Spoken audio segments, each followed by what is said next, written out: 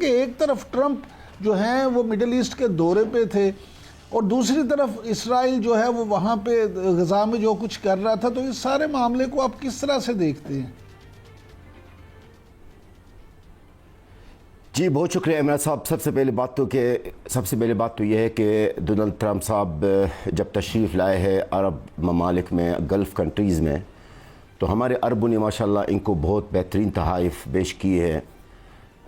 اربوں ڈالرز، میرا خیال کوئی کہتا 1000 ارب، کوئی پتہ نہیں کتنا طیارے جہازی بھی انہوں نے پیش کیے۔ اور ساتھ ساتھ ٹرمپ صاحب نے اسی دوران جس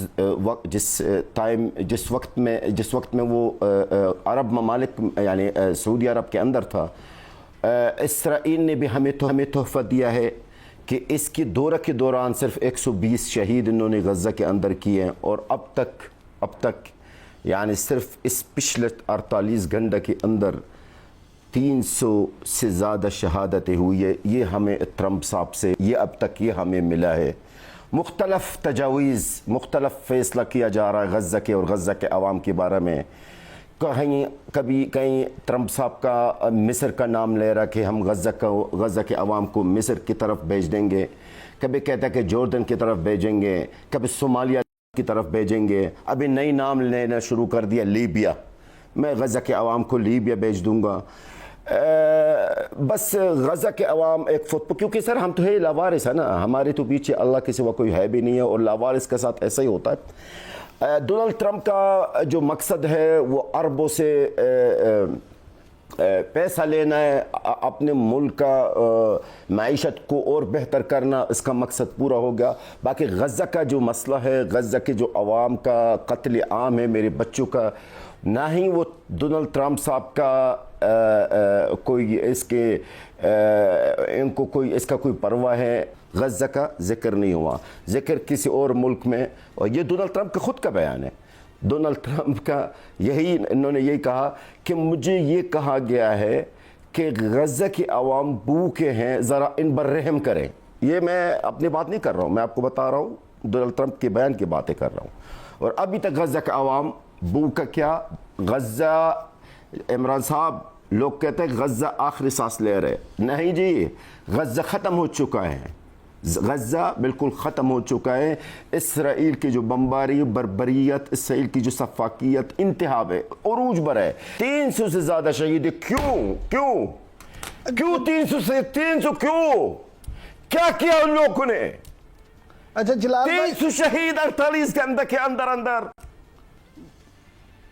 جلال محمود صاحب یہ فرمائیے گا کہ اسرائیلی فوج نے غزہ کے کئی علاقوں میں یہ جو قبضے کے لیے وسیع آپریشن شروع کیا ہے، تو آپ کیا سمجھتے ہیں اس آپریشن کی کیا تفصیلات ہیں، اس کے اہداف کیا ہیں اس نئے آپریشن کے؟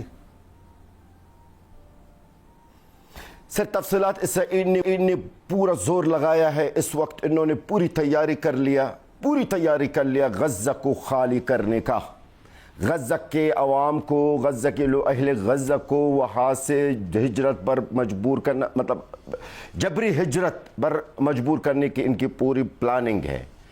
مڈل ایسٹ کے غزہ کا نقشہ تیار کیا گیا ہے، غزہ کو بالکل خالی کرنے کے ارادہ ہے اسرائیل کا، اور انہوں نے جتنا اس وقت فورسز غزہ کی طرف بلایا ہے نا، جنگ کے 7 اکتوبر سے لے کر اب تک اتنا بھی نہیں بلایا ہے جتنا بلایا ہے اس بار۔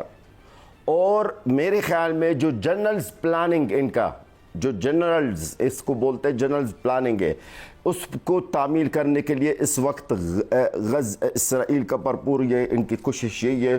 اور یہ میرے خیال میں میں جہاں تک سمجھتا ہوں، جو میں حالات دیکھ رہا ہوں میرے عوام کی، میرے اپنے قوم کے، وہ یہ دیکھ رہا ہوں کہ عرب اور مسلمانوں کا اگر یہی حال رہا تو یقیناً اسرائیل اپنی پلاننگ میں اپنے اہداف، جو ان کا اہداف ہے، وہ اس میں کامیاب ہو جائیں گے سر، کیونکہ غزہ کے عوام کے پاس تو پانی پینے کے نہیں ہے، وہ کیا لڑیں گے؟ ابھی حماس جو لڑ رہے تھے 19 مہینے سے، اب ان کے اندر اتنے طاقت نہیں رہی سر، ٹو بی فرینکلی، بھلے لوگ کچھ بھی کہہ لے، کچھ بھی کہہ لے ہم سے پوچھے سر، ہم فلسطینی، ہم غزہ کے، ہم خان یونس شہر کے، ہمیں بتائے اس وقت صورتحال کیا ہے.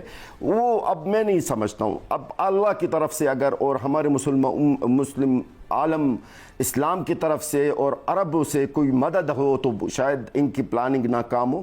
باقی رہا یہ کہ میرے خیال میں آنے والا وقت غزہ کے عوام کے لیے اچھا نہیں ہے. جی اچھا سر، یہ فرمائیے گا کہ آپ نے عالم اسلام کی بات کی، مدد کی بات کی، اور یہ بھی ابھی ذکر کیا کہ پانی بھی نہیں ہے، تو آپ کیا سمجھتے ہیں امداد کے حوالے سے اس وقت جو تازہ ترین صورتحال ہے وہ کیا ہے؟ کیونکہ امداد کے حوالے سے چند کچھ لوگوں کی طرف سے آپ کے کسی بیان پہ اعتراضات بھی کیے گئے، تو ذرا جو صحیح صورتحال ہے اس سے آگاہ کریں ہمارے ناظرین کو.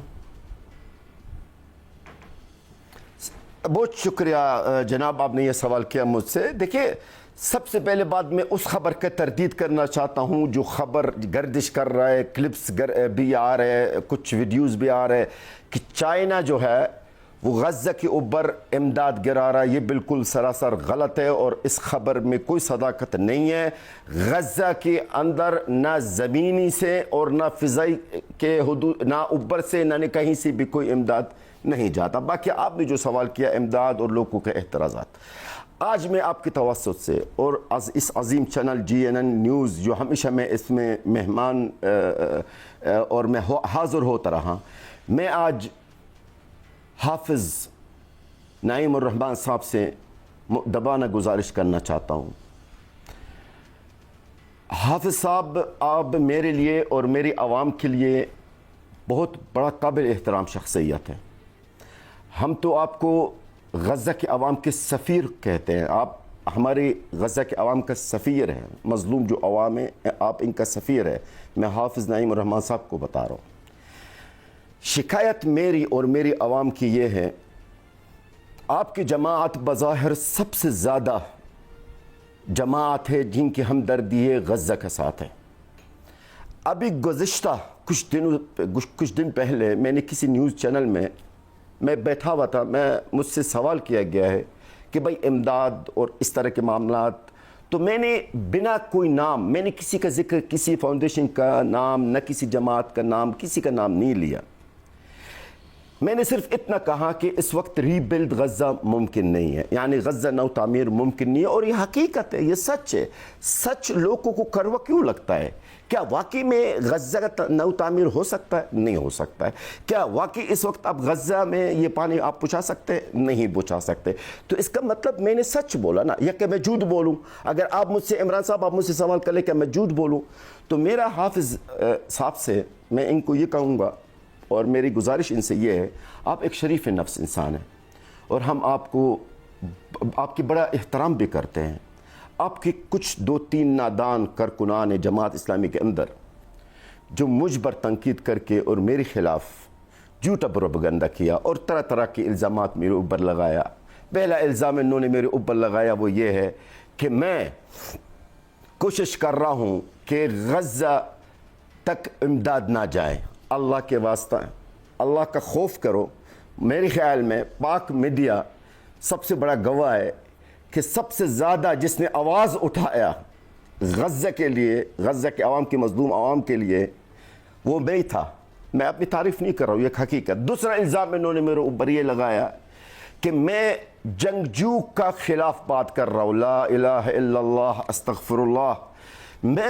میرے علاوہ مجھے ایک بندہ بتائے جو پاکستان میں یا بھارت میڈیا میں جس نے جنگجو کے مجاہدین کی حمایت اور دفاع کی ہے، جبکہ میں نہ حماس کا ہوں، نہ میرا کوئی حماس سے کوئی تعلق ہو. لہٰذا میری گزارش ہے حافظ صاحب سے کہ حافظ صاحب، آج آپ کا سامنے ایک شہداء کا بیٹا ہے، ایک شہداء کا وارث ہے، جن کے آدھے خاندان غزہ خان یونس کے اندر آدھا خاندان شہید ہوئے اور باقی جو بچے ہیں وہ خیموں میں بیٹھے ہوئے ہیں. آج میرے آپ سے گزارش ہے اور میری عوام کی بھی یہی گزارش ہے، یہ جو 2-3 نادان لوگ ہیں آپ کی جماعت کے اندر، ان کے خلاف سخت کارروائی کیا جائے بالکل ٹھیک، اور ان کو سزا دیا جائے جلال صاحب اس غلط حرکت جلال صاحب آپ کا پیغام، سر آپ کا پیغام امیر جماعت اسلامی تک پہنچ جائے گا. آپ یہ فرمائیے کہ امریکی صدر ڈونلڈ ٹرمپ نے یہ جو کہا کہ اگر ضرورت پڑی تو میں فخر سے کہوں گا کہ امریکہ جو ہے وہ غزہ کو سنبھال لے اور اسے ایک آزادی زون بنائے جہاں کے مثبت تبدیلی آئے، آپ ان کے اس بیان کو کس نظر سے دیکھتے ہیں؟ اس کے پیچھے کیا واقعی غزہ کا احساس ہے یا کوئی نئی چال ہے؟ سے دیکھیں ٹرمپ کا غزہ کے لیے اگر آپ دیکھیں گے نا، جب سے یہ اقتدار میں آیا نا، ان کی شروع میں انہوں نے کہا کہ غزہ کا لوکیشن بڑا پیارا لوکیشن ہے، کیونکہ میں خود ان کے الفاظ میں بتا رہا ہوں آپ کو، میں ریل اسٹیٹ کا کام میں ایکسپرٹ ہوں، غزہ بہترین لوکیشن پر ہے اور غزہ کے اندر ایک بہت بہترین سوسائٹیز بن سکتے ہیں وغیرہ وغیرہ. لیکن اصل حقیقت میں آج آپ کو بتا دوں، ٹرمپ وانٹ غزہ، ان کو غزہ اس لیے چاہیے کہ وہاں پہ اپنا پاؤں جمانا چاہتے ہیں، اپنا ایک غزہ کو اپنا ایک اڈا بنانا چاہتا ہے، جس طرح قطر میں اور ادھر اور غزہ کے جو ذخائر خاص طور پر گیس اس پر قبضہ کرنا چاہتا ہے، اور بھی بہت ہیں ان کو مفاد ہے غزہ کے اندر ہے. ساتھ ساتھ اسرائیل کو بھی راضی کرے گا کہ چلے اب غزہ بھی آپ کے لیے بھی خطرہ نہیں ہے، ٹھیک ہے، جب میں ہمارے کنٹرول ہوگا غزہ کے اوپر ہے تو پھر آپ کے لیے بھی خطرہ نہیں ہوگا. لیکن میں سمجھتا ہوں اس چیز پر تعمیل کرنا اتنا آسان نہیں ہے سر. غزہ کے عوام میرے خیال میں، جہاں تک میں اپنے عوام کو، میں اپنا قوم کو جانتا ہوں، جنہوں نے 20 مہینہ برداشت کیے ہیں، زندہ نہیں نکلیں گے. مردہ نکال سکتے ہیں آپ ان کو، باقی آپ زندہ ان کو غزہ سے نہیں نکال سکیں گے.